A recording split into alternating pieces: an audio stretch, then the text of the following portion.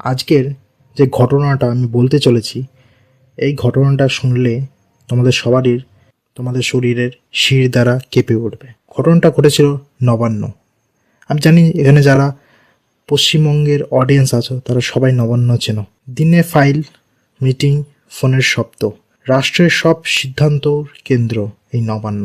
কিন্তু রাত 12টার পর এই ভবনটা বদলে যায়। এই কথাটা বলে নাইট ডিউটি কর্মীরা, কারণ তারা জানে রাত গভীর হলে কিছু শব্দের ব্যাখ্যা খুঁজে পাওয়া যায় না। ঘটনাটা ঘটেছিল কোনো এক শীতের রাতে। রাজ্যের মুখ্যমন্ত্রী এক জরুরি নথির জন্য অফিসে থেকে যেতে বাধ্য হন সেদিন। তৃতীয় তলা ছিল সিএম অফিস উইং। সঙ্গে ছিলেন দুজন সিকিউরিটি গার্ড, একজন পিএ। রাত প্রায় 12:45। হঠাৎ অফিস রুমের বিদ্যুৎটা চলে যায়। পিএ ফিস ফিস করে বলে, ম্যাডাম আজ বিল্ডিংটা একটু ভারী লাগছে না বেশি?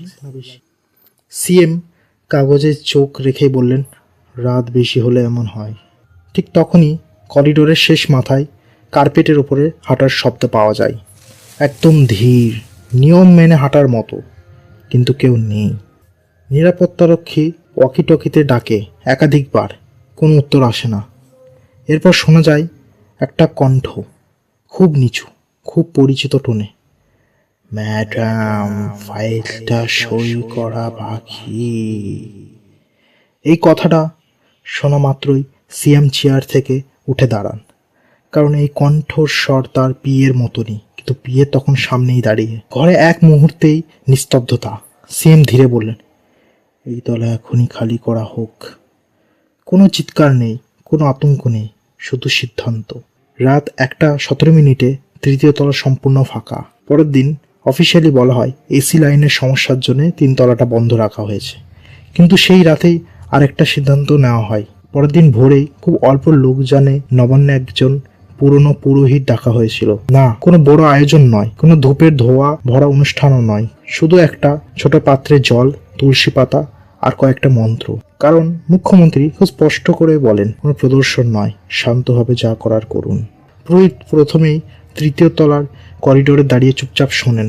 তিনি বলেন, এই জায়গায় শব্দ ঘুরে ফিরে আসে। তারপর ধীরে ধীরে মন্ত্র পড়া শুরু করেন, উচ্চস্বরে না, শুধু ঠোঁট নড়ে। জল ছিটানো হয় ফাইল র্যাকের সামনে, পুরোনো দরজার পাশে, আর সেই করিডোরে যেখান থেকে কণ্ঠস্বর আসছিল।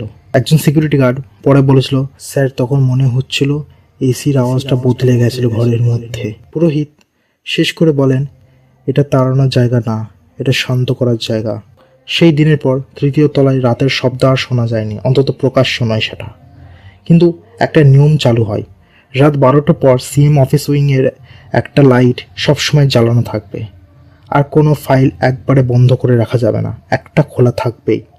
কারণ পুরনো কর্মীরা বলে, পুরো নীরবতা হলে ওই কণ্ঠ আবার ফিরে আসে, ম্যাডাম সইটা বাকি যে।